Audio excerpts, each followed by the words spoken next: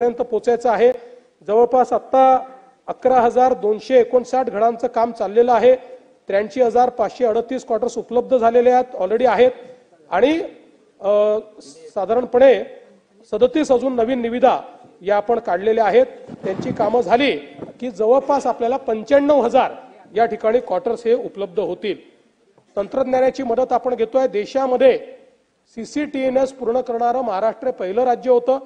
आता सीसीटीएनएस 2 कडे आपण चाललो आहोत, ज्याच्यामध्ये आपण बँडविड्थ वाढवतो आहोत।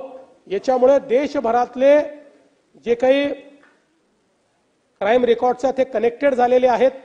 म्हणजे आज महाराष्ट्रात क्राइम करून एखादा व्यक्ती हा जर उत्तर प्रदेशात जाऊन लपला आणि तिथे त्यांनी एखादा क्राइम केला, तिथे पकडला गेला, तर आता यांचे सगळ्यांचे फिंगरप्रिंट, आणि मला सांगताना आनंद वाटतो की ही जी पद्धत आहे 2018 साली महाराष्ट्राने सुरू केली आणि केंद्र सरकारने ती स्वीकारली आणि केंद्र सरकारने स्वीकारताना महाराष्ट्राने सुरू केलं म्हणून आम्ही आता हे स्वीकारतोय। महाराष्ट्राची त्या ठिकाणी त्यांनी तारीफ केली। देशभरामध्ये आता सगळे जुने रेकॉर्ड आणि नवीन रेकॉर्ड याचं डिजिटायझेशन होत आहे। त्यामुळे कुठलाही व्यक्ती देशाच्या कुठल्याही पोलीस स्टेशनमध्ये गेला तरी देखील त्याचा रेकॉर्ड तपासता येईल आणि त्याच्यावर अन्यत्र कुठे गुन्हे आहेत हे गुन्हे देखील आपल्याला त्या ठिकाणी करता येतील।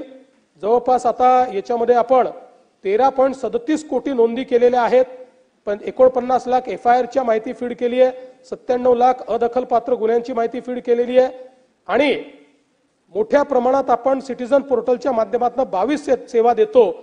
त्यात 42,61,000 नागरिकांनी त्याचा लाभ घेतलेला आहे।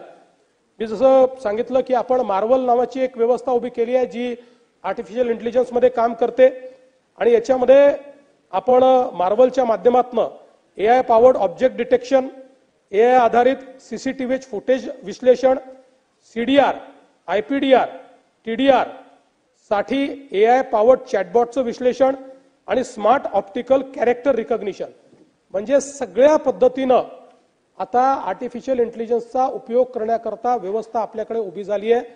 त्या ठिकाणी कुठलं ऑब्जेक्ट डिटेक्ट करायचं असेल ते आपल्याला करता येऊ शकतं। सीसीटीव्ही फुटेजचं विश्लेषण आपल्याला, मी सांगितलं त्या दिवशी, अगदी 50 शहरातलं सीसीटीव्ही फुटेज एकत्रित दिलं तरी 15 मिनिटात आपल्याला त्याचं विश्लेषण करून मिळतं।